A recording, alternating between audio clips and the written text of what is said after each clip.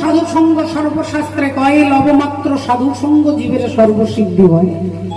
সাধু সঙ্গ বলতে সাধুর হাতে ধরে থাকা, সাধুর পাশে বসে থাকা, সাধুর সঙ্গে একসঙ্গে রাস্তায় হাঁটা, এটা সাধু সঙ্গ নয় বাবা, এগুলো সাধু সঙ্গ নয়। সাধুকে ছুঁয়ে থাকলেই যদি সাধু সঙ্গ হতো, তাহলে এরকম অনেক সাধু দেখবেন যাদের 100, 150, 200 বছর বয়স হয়ে গেছে, তাদের মাথায় বিরাট বড় বড় জটা থাকে। সাধুর মাথাতে জটা থাকে, জটার মধ্যে হতে পারে উকুন থাকতে পারে।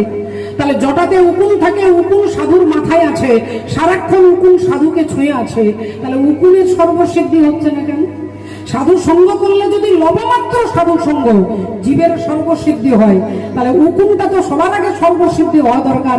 তিনি সাধুকে ছুঁয়ে আছেন 24 ঘন্টা, হচ্ছে না কেন? না সাধু যা বলে তা যদি জীব করতে পারে তবে তাকে সাধু সঙ্গ বলে।